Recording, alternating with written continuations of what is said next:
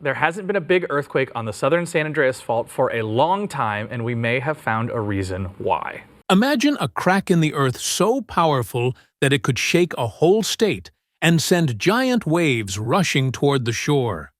Could California be standing on the edge of a disaster unlike anything seen before? The San Andreas Crack is about to cause the biggest tsunami in history. How close are we to this massive event, and what will it mean for the millions of people living nearby? Stay with us as we explore the hidden dangers beneath the surface and uncover the truth about what's coming next. Not long ago, something was said that could make just about anyone in California pause and take notice. Thomas Jordan, the head of the Southern California Earthquake Center, shared a warning that felt serious, even for a region accustomed to living with earthquakes. According to him, the famous San Andreas Fault is showing signs that it might be getting ready to move in a big way. For people living in California, hearing about earthquake risks isn't exactly new. It's something that's part of everyday life, and most folks have heard it before. But this time, there was something different about the message.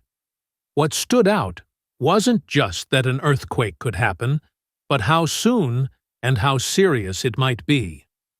The southern part of the fault, Jordan said, seems to be locked, loaded, and ready to go.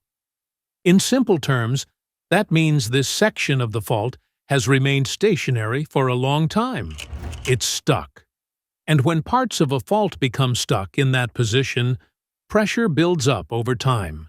Eventually, all that pressure has to come out. When it does, it can release a huge amount of energy, which is what causes a powerful earthquake. So, while the idea of earthquakes isn't new to Californians, this latest update gives a fresh reason to pay attention.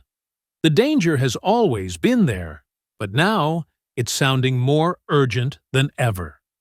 Here's where things take an even more alarming turn. Experts believe the San Andreas Fault might not just be ready for a massive earthquake, it could also trigger something even more terrifying: a giant tsunami. Now, most people think tsunamis only happen after underwater earthquakes. That's true in many cases, especially near oceans. However, in some rare situations, even faults that run through land, such as the San Andreas, can also trigger a tsunami. And scientists worry that this could happen if the shaking is strong enough and reaches certain parts of the coastline. The San Andreas Fault stretches across California like a huge scar.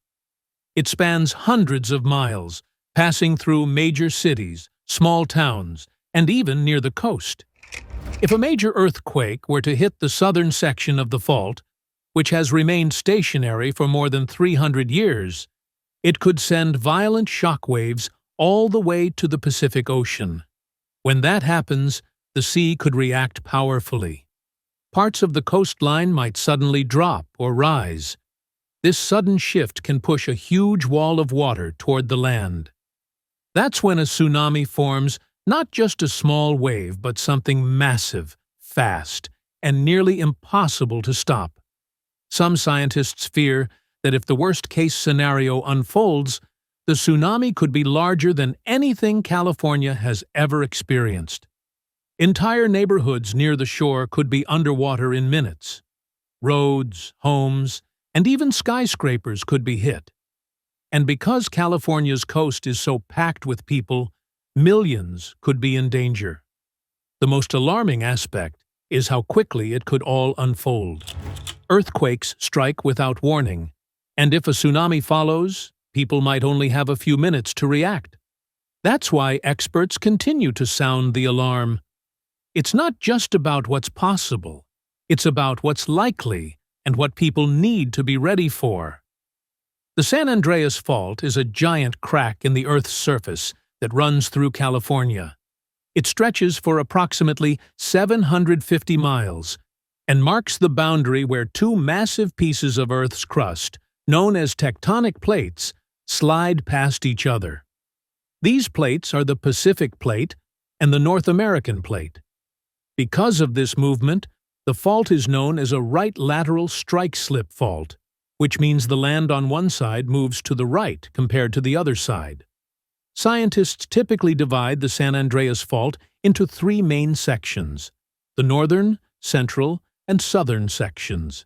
Each part behaves slightly differently and carries its own risk of earthquakes. The entire fault moves at an average speed of about 2 to 3.5 centimeters every year, which may sound slow, but adds up over time and can cause big shifts. At the northern end, the fault stops near a place called Eureka, off the coast of California. Here, something very interesting happens. This spot is known as the Mendocino Triple Junction, where three tectonic plates meet. It's like a busy crossroads beneath the ocean. One of these plates is part of the Cascadia Subduction Zone, a place where one plate slides under another. Scientists believe that a massive earthquake in the Cascadia Subduction Zone could trigger a chain reaction that causes the San Andreas Fault to rupture as well. This could lead to a powerful earthquake along the fault itself. The San Andreas Fault is famous for splitting California right down the middle and causing powerful earthquakes that have kept both the U.S. government and the people of California constantly on alert. Experts monitor it closely every day, but new findings suggest that something even worse might be on the way soon. The big question everyone wants to know is, when will the San Andreas Fault finally break? Could it even cause California to slide into the ocean? People are feeling a strong sense of worry as they wait for answers, and scientists are working quickly to understand what might happen before it's too late. It's essential to understand the warning signs indicating that the San Andreas Fault could soon rupture, and what this could mean not only for California, but for the entire world. When most people hear the name San Andreas Fault, they think about huge, devastating earthquakes, especially those who live in California. This fault is a massive crack in the Earth's surface found along the western edge of North America. It stretches for more than 800 miles, starting from the northern tip of the Gulf of California. It runs northwest through much of California and finally reaches the Pacific Ocean near San Francisco. The fault has always been a source of concern. Still, now, the possibility of a major disaster feels closer than ever before. The San Andreas Fault is well known because the land along it is always slowly shifting. This constant movement is what causes earthquakes in the areas it runs through. People still remember the devastating earthquake that struck in 1906. It caused immense destruction and profoundly changed many lives. Years later, in 1989, a smaller earthquake shook the region. But just 5 years after that, a much stronger quake struck near Los Angeles. That one occurred along a different crack connected to the San Andreas Fault, illustrating the danger that the entire area poses.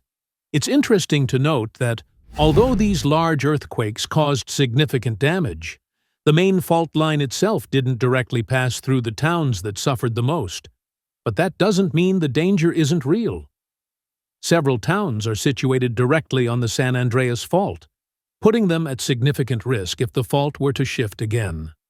Places like Point Reyes Station, Fraser Park, Daly City, Desert Hot Springs, Gorman, San Bernardino, Wrightwood, Palmdale, and Bodega Bay are all right on the fault line. Due to their location, these towns could face significant destruction if a major earthquake were to hit. The risk is more than just a possibility. It's something scientists watch closely. The San Andreas Fault is a long crack in the Earth's surface, stretching for hundreds of miles across California. Since the ground is always moving, it stores up energy until it suddenly releases that energy in an earthquake. This is why people living near the fault need to be prepared and aware of what might happen. While past earthquakes remind us of the power of nature, the real concern is the towns situated directly on the fault line. They are in the path of any future major earthquake, which could cause serious damage. Therefore, understanding the fault and monitoring it is crucial to help keep people safe. Recently, Thomas Jordan, who leads the Southern California Earthquake Center, shared some news that has caused widespread concern among many people in California. He said, "The San Andreas Fault, the big crack under the ground, is in a dangerous state right now. This means that a huge earthquake may occur soon. Californians have long been aware that this fault could cause a significant earthquake, but hearing the latest warning has intensified their fear." The part of the fault running through Southern California is especially at risk. Thomas described it as being locked and loaded, meaning it's stuck tight, but ready to break free at any time. The last time this area experienced a disaster like that was way back in 1857. That earthquake was huge, measuring almost 8 on the Richter scale. It broke open the earth for approximately 185 miles, starting near Monterey County and extending all the way to the San Gabriel Mountains near Los Angeles. Since then, it has been unusually quiet. But scientists believe this calm isn't good news.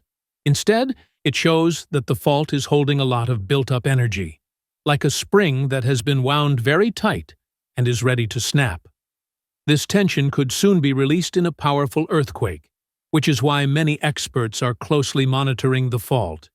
This warning is a reminder that while the ground might seem calm, the fault beneath is anything but. It's essential for everyone living nearby to understand the risk and be prepared, as the next major quake could be closer than anyone thinks.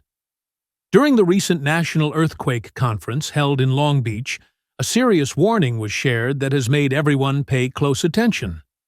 People are now wondering when the next major earthquake might strike and what damage it could cause. The San Andreas Fault has been a source of concern for Californians for a long time, and for good reason. This fault is a huge crack in the earth where two massive pieces of the planet's crust, called tectonic plates, meet. The Pacific Plate slowly slides northwest, while the North American Plate moves in a different direction. Normally, this movement should release about 16 feet of built-up pressure every 100 years. But sadly, that pressure has been growing for more than 100 years without much relief. This means the fault is holding a huge amount of stress, like a coiled spring ready to snap. Thomas Jordan, who leads the Southern California Earthquake Center, recently raised the alarm, stating that this part of the San Andreas Fault appears to be in a dangerous critical condition. He warned that a very strong earthquake could happen soon. But the San Andreas Fault is not the only place to watch. In San Bernardino County, near the Cajon Pass in the southeast, the ground has not shifted significantly since an earthquake occurred more than 200 years ago, back in 1812. Even farther southeast, near the Salton Sea, things have been quiet for even longer, around 330 years, since the late 1600s. These areas have been calm for a long time, but scientists know that this quiet could be a sign that pressure is building up there too. To make the situation even more worrying, scientists who study how the Earth's surface moves have discovered important facts about the plates beneath California. The Pacific Plate, one of the Earth's largest tectonic plates, is slowly moving northwest past another huge piece, the North American Plate. This slow but steady movement causes a lot of pressure to build up along the San Andreas Fault. When this pressure gets too high, it can suddenly release in the form of a powerful earthquake. Thomas Jordan, the director of the Southern California Earthquake Center, has been warning California's leaders to take this threat very seriously. He says the state needs to be ready for a strong earthquake, one that could be as powerful as a magnitude 8. Such an earthquake would cause shaking so strong it could damage many buildings, roads, and bridges, and put many people at risk. Fortunately, some cities have already started preparing. Los Angeles, for example, has been working hard to protect its residents. the city has taken important steps to make old apartment buildings and concrete structures safer.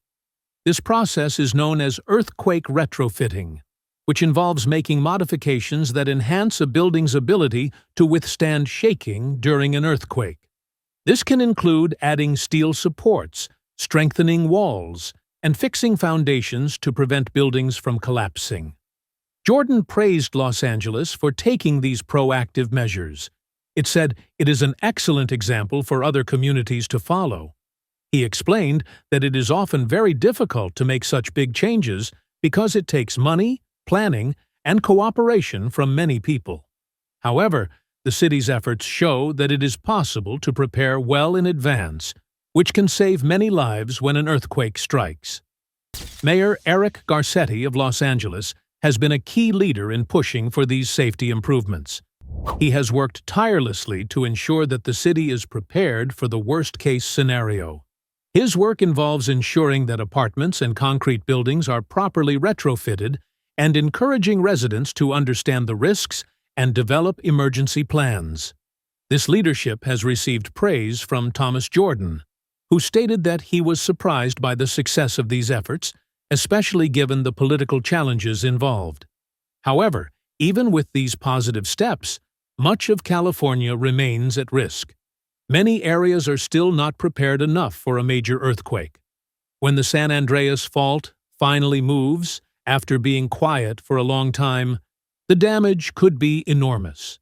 The United States Geological Survey, a government agency that studies earthquakes, released a report warning about the potential consequences. According to their research, if a strong earthquake with a magnitude of 7.8 happens along the southern part of the fault, it could cause around 50,000 injuries.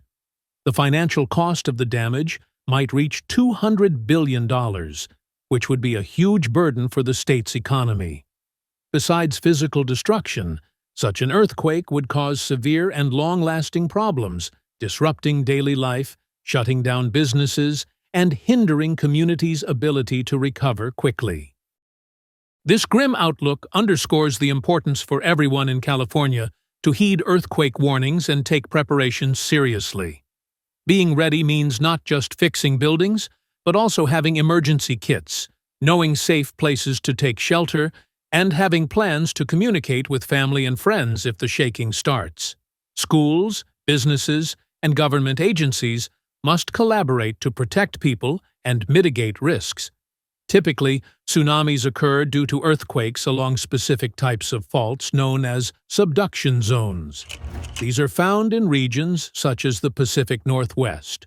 However, the San Andreas Fault, although it differs, has a complex pattern of earthquakes that means a tsunami cannot be completely ruled out.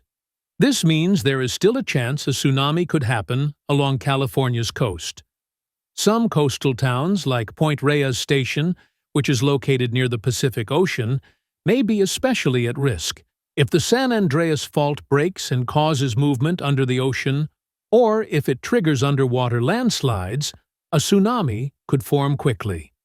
This giant wave would rush toward California's shoreline with very little warning. The problem is that many coastal cities are densely populated and have busy ports. If a tsunami hit, these areas would be in great danger. Many people could be hurt, and important places, such as harbors and waterfront businesses, could be destroyed. The last big earthquake along the San Andreas Fault happened in 1857. It was called the Fort Tejon earthquake, and had a strength of about 7.9 on the magnitude scale. That quake caused significant damage across Southern California. However, back then, the area was sparsely populated, with few buildings and roads. Now, things are very different. California's population has grown significantly, with major cities, important roads, hospitals, schools, and power plants situated right along the fault line. These buildings and facilities are essential for everyday life. If they are damaged during a big earthquake, it could cause serious problems. For example, water and electricity might stop working, and hospitals may not be able to provide assistance to people. This would cause numerous problems, making it more difficult for communities to recover. In an earthquake emergency, every second matters. If buildings and infrastructure are not strong enough to handle the shaking, the damage could be even worse. The consequences would reach far beyond broken buildings. There could be many deaths, people might have to leave their homes for a long time, and the economy could suffer greatly. Unfortunately, not all parts of California are fully ready for an earthquake of this size. Even with programs to strengthen buildings, early warning systems, and emergency drills, the size of a possible disaster could be too big to handle easily. If a massive earthquake with a magnitude of 8 or even stronger were to occur, along with the risk of a tsunami, emergency workers might not be able to respond quickly enough. The situation would be overwhelming for rescue teams, hospitals, and governments attempting to provide assistance. One of the biggest challenges California faces is how to safely evacuate millions of people out of harm's way in the event of a massive earthquake or tsunami. Evacuating such a large number of people from both inland areas and the coast would be a massive challenge. There would be very little margin for mistakes or delays. Because of this, it is more important than ever for California to invest in better disaster plans and build stronger, more durable structures that can withstand such events. What makes experts especially nervous is something called the silent spring. This means that some sections of the San Andreas Fault haven't moved at all for over 100 years. When a fault remains quiet for a long time, pressure continues to build underground. Scientists warn that this is a significant and potentially dangerous sign. Thomas Jordan, the head of the Southern California Earthquake Center, said the fault is locked, loaded, and ready to go. In other words, it's not a matter of if an earthquake will happen, but when. This long pause in activity is known as seismic silence, and it is like a ticking time bomb. The longer the fault remains stationary, the more energy accumulates beneath the surface. When it finally breaks, the earthquake could be much stronger than many expect. This is why experts are calling for immediate action. They want the state to strengthen bridges, buildings, and roads. They also want emergency services to improve their response speed, and for the public to learn how to stay safe during an earthquake. With so many people living near the fault line, the big question is, can California handle such a disaster? The answer largely depends on how well prepared the state is. Being prepared ahead of time can save many lives, prevent significant damage, and help communities recover more quickly. Preparing for a disaster like this is not just a good idea. It is absolutely necessary to lessen the impact of the powerful earthquake that will eventually happen. What would you do if the ground shook tomorrow? Are we truly ready to face the power of nature when it finally wakes up? If this video made you think, don't forget to like, subscribe, and share your thoughts below. Let's talk about it in the comments.